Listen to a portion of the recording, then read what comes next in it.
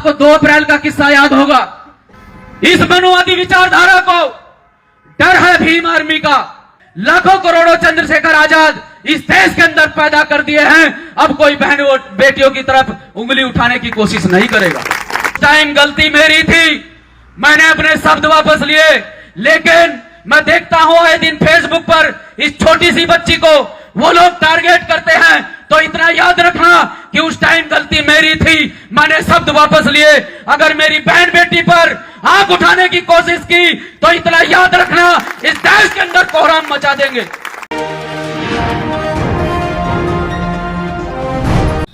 कि हमारी कमजोरी का कारण हम हैं, हमारी कमजोरी का कारण हम खुद हैं, क्योंकि हमारे महापुरुषों ने तो अपना त्याग बलिदान अपने बच्चे तक कुर्बान करके हम लोगों को अधिकार दिए। उन अधिकारों की बदौलत आज हम बोल पा रहे हैं, आज हम शिक्षा ग्रहण कर पा रहे हैं, आज हम सरकारी नौकरियां पा रहे हैं। लेकिन कभी हमारे अंदर यह है कि हमने आज भी मानसिक गुलामी नहीं छोड़ी है। आज भी हमारा समाज मानसिक गुलाम है। आज भी वो दूसरों के इशारों पर काम करता है। मैं ये कहना चाहता हूं कि ये समाज वो मेहनत का समाज है जो जब चाहे इस देश में अपनी ताकत के साथ सिस्टम को खड़ा कर सकता है, और ये करके भी दिखाया है। बाबा साहब डॉक्टर अंबेडकर साहब के बाद माननीय कांशीराम साहब ने करके दिखाया है कि इस समाज को एकजुट करके बड़ी ताकत के साथ में इस देश में अपने आप को स्थापित किया, इस समाज को स्थापित किया। लेकिन उस टाइम भी आप ना समझ थे, उस टाइम भी हम लोग कहीं ना कहीं मानसिक गुलाम थे। उस टाइम हम साहब को नहीं समझ पाए, और आज कहीं ना कहीं हम चंद्रशेखर साहब को नहीं समझ पा रहे हैं। उन्हीं की तर्ज पर भाई चंद्रशेखर आजाद पूरे देश के अंदर संविधान बचाओ यात्रा क्यों निकाल रहे हैं? क्यों दूसरा नेता आपके बीच में नहीं आया है? क्यों आपके बारे में, आपको उसने संविधान के बारे में आकर क्यों नहीं बताया है? पूरे देश के अंदर एकमात्र साथी है।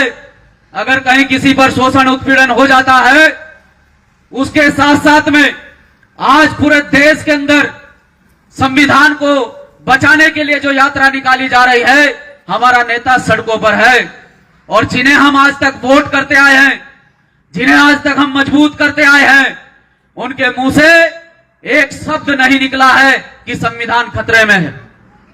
जब केंद्र में बैठे लोग ये कहते हैं कि देश का संविधान बदलने की आवश्यकता है, एक ऐसे व्यक्ति के द्वारा लिखा गया संविधान जिसकी टक्कर का आज भी कोई व्यक्ति नहीं है, उसके संविधान को बदलने की आवश्यकता है, जिस संविधान की बदौलत हम सबको बराबरी का अधिकार मिला, जिस संविधान की बदौलत हम सबको बराबरी का सम्मान मिला, उस संविधान को बदलने की बात करते हैं। इसीलिए हमारे नेता ने सोचा कि पूरे देश के अंदर बहुजन समाज को जागरूक किया जाए, क्योंकि जिस प्रकार से 2 अप्रैल में, आपको 2 अप्रैल का किस्सा याद होगा कि जब SC/ST एक्ट पर इन लोगों ने हमला किया तो पूरा समाज सड़कों पर था। तब तो आपका एक अधिकार खत्म करने पर लगे थे, आज तो ये पूरा संविधान खत्म करने पर लगे हैं। लेकिन कोई नेता बोलने के लिए तैयार नहीं है। एकमात्र साथी पूरे देश के अंदर भाई एडवोकेट चंद्रशेखर आजाद अपने साथियों के साथ में सड़कों पर है। जिस साथी को अभी कुछ दिन पहले मारने का प्रयास किया गया, जिस साथी के ऊपर गोली चलाई गई, वो साथी इन मनुवादियों की गोली से नहीं डरा, इस सरकार की गोली से नहीं डरा, वो साथी आज भी सड़कों पर है। ये समाज को सोचना चाहिए, नहीं तो अच्छे अच्छे लोग इस प्रकार से घटना होने के बाद में, मैंने बहुत से लोगों को देखा है, क्योंकि भाई एडवोकेट चंद्रशेखर आजाद ने तो हमारे अंदर कूट कूट कर हिम्मत भरी है। ये मेरा करा हुआ कुछ नहीं है और मेरे साथ जुड़ने की आवश्यकता नहीं है, मैं आपके लिए कुछ नहीं कर सकता हूं। अगर कर सकता हूं तो सबके सहयोग से कर सकता हूं, अगर कर सकता हूं तो अपने नेता के माध्यम से कर सकता हूं। लेकिन आज हमारे लोग पूरी तरह से भाई एडवोकेट चंद्रशेखर आजाद को नहीं समझ पा रहे हैं। कुछ लोग कहते हैं कि चंद्रशेखर आजाद बीजेपी की बी टीम है, चंद्रशेखर आजाद बीजेपी के लिए काम करता है। और चंद्रशेखर आजाद ही सबसे बड़ा विरोधी बीजेपी का है। आप सोच लेना और समझ लेना कि सबसे ज्यादा विरोध में अगर कोई भारतीय जनता पार्टी के बोलता है, खुलकर अगर बोलता है, सामना करता है, तो सिर्फ और सिर्फ चंद्रशेखर आजाद करता है। तो ये समाज को सोचना चाहिए कि इस चुनाव के समय पर वो नेता जो आपकी वोट ले जाकर विधानसभा या फिर संसद के अंदर बैठते हैं, उन्होंने आपकी आवाज को बुलंद नहीं किया है, क्योंकि वो जो नेता आपने चुनकर भेजे हैं, वो दूसरी पार्टियों से जो नेता चुनकर गए हैं, वो आपके नेता नहीं है।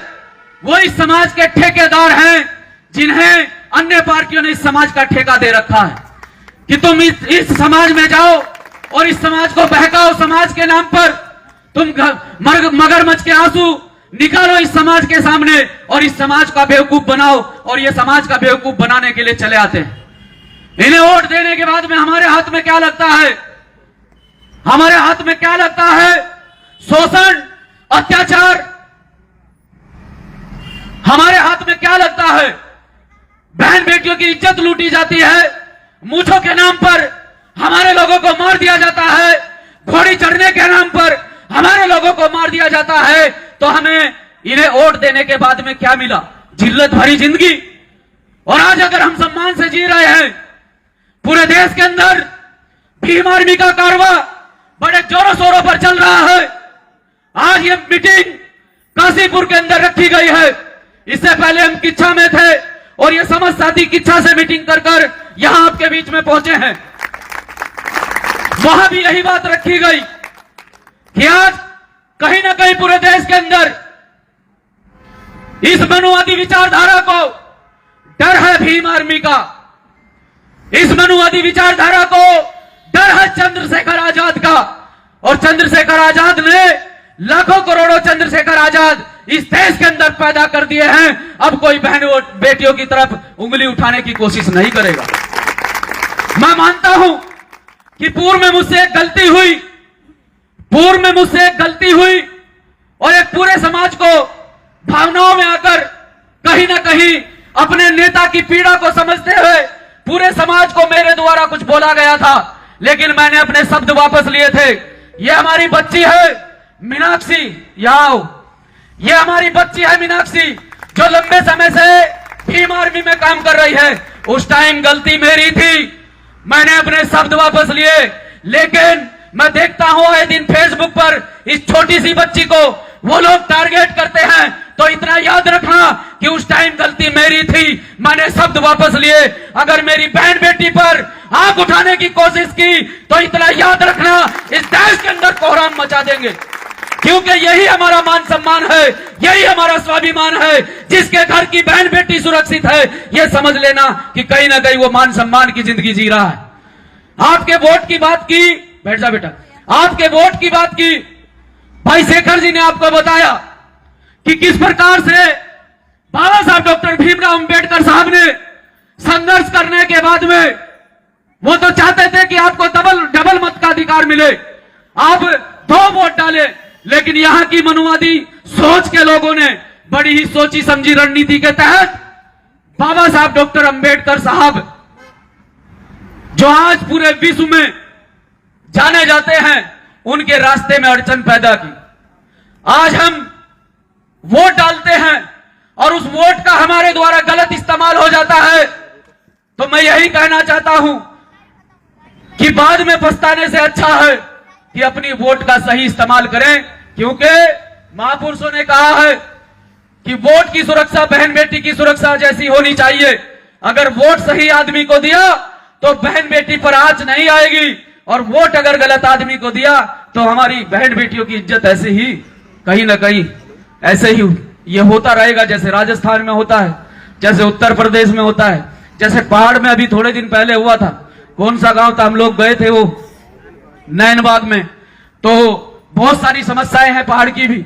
भाई कार्तिक टमटा जी ने आपको सही बताया, बिल्कुल सच्चाई से अवगत कराया है कि वहां हमारे लोगों को छोटी छोटी बातों पर पीट दिया जाता है।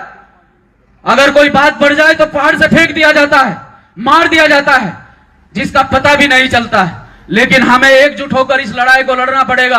मैं अपनी इन बहनों से कहना चाहता हूं कि डरने की आवश्यकता नहीं है। आपके भाई आपके साथ खड़े हैं, बस आपको संयम रखना है, धैर्य रखना है, आपको अनुशासन में रहना है और अनुशासन में रहते हुए अपने भाइयों का, अपनी माताओं का, बहनों का और अपने पदाधिकारियों का सम्मान करते हुए इस कार्रवाई को आगे बढ़ाना है। हमें एक दूसरे को सहयोग करते हुए कार्य करना है। आज यह काशीपुर में कार्यक्रम हो रहा है, क्योंकि मैं यहां पर आता रहता हूं, बीच बीच में रुद्रपुर, किच्छा, सितारगंज से तो हमारे जिला अध्यक्ष जी हैं, उनके बारे में क्या कहूं, उन्होंने सही बताया है। जब सितारगंज के अंदर इनकी किसी आम व्यक्ति से लड़ाई नहीं थी, इन्होंने पूरे सिस्टम से लड़ाई की थी। जो वर्तमान में मंत्री हो और उसके साथ में सवाल जवाब करने वाला व्यक्ति, वो कितना जिगरा रखता होगा, कितना क्रांतिकारी होगा, आप सोच कर देखिए। लेकिन ये समाज के लोगों ने भी करके दिखाया कि जब सत्येंद्र भाई के साथ गलत हुआ, उसको रात को उठाकर पुलिस के द्वारा पीटा गया, मारा गया। मेरे पास में सत्येंद्र भाई के घर से फोन आ गया कि सत्येंद्र भाई को इस तरह से उठाया गया है, मारा गया है, पीटा गया है। हम लोग सुबह ही निकले और सत्येंद्र भाई के परिवार की हिम्मत देखिए और सत्येंद्र की हिम्मत देखिए कि जब हम लोग वहां पर पहुंचे थे तो हजारों की संख्या में हमारे लोगों ने वहां थाना घेर रखा था। इतनी बड़ी संख्या में वहां पर घेराव किया हुआ था, तो एकजुट रहे, एक साथ हम लोगों ने आवाज उठाई, ताकत बनकर भाई की लड़ाई को लड़ा, तब जाकर न्याय मिला है। एक अकेले व्यक्ति को इस समाज में न्याय नहीं मिलने वाला है। अगर हम एक दूसरे की आवाज बनकर बात काम नहीं करेंगे, एक दूसरे का साथ नहीं देंगे, तो मुझे लगता है कि अकेले आप पीटेंगे, अकेला मैं पीटूंगा, और जिस दिन ये पीटे पीटे साथ रहकर काम करेंगे तो उस दिन ये पीटेंगे नहीं, उस दिन ये पीटेंगे, उस दिन ये पीटेंगे नहीं, उस दिन ये उल्टा पीटेंगे। तो आपको यही कहना चाहता हूं कि आज वर्तमान में सरकार में बैठे लोग जो पूरी तरह से एजुकेशन सिस्टम को पूरी तरह से उन लोगों ने खास तौर से आपके लिए खत्म कर दिया गया है। जो बच्चे छात्रवृत्ति के आधार पर इस प्रदेश के अंदर शिक्षा प्राप्त करते थे, जो छात्रवृत्ति के आधार पर अपना एडमिशन लेते थे, आज वो छात्रवृत्ति को पूरी तरह से खत्म करके गरीब बच्चों की शिक्षा पर चोट की गई है। यह बहुत गंभीर मुद्दा है इस प्रदेश का कि छात्रवृत्ति को खत्म करके गरीब बच्चों की शिक्षा पर चोट की गई है। हमारे लोग समझते नहीं हैं, लेकिन वो बड़े शातिर लोग हैं, उन्हें पता है कि ये लोग कहां से पढ़कर आए हैं, ये लोग कैसे आगे बढ़े हैं। जो कभी हमारे सामने सर नहीं उठाते थे, जो कभी हमारे सामने सर नहीं उठाते थे, आज वो हमारे सामने कुर्सियों पर कैसे बैठने लग गए। उन्हें दर्द है इस बात का कि जो कभी हमारे सामने खड़ा हुआ नहीं करते थे, जिनकी बोलती हमारे सामने बंद रहती थी, आज वो हमारी बराबर की कुर्सी पर बैठे हैं, आज वो बराबर का मान सम्मान ले रहे हैं।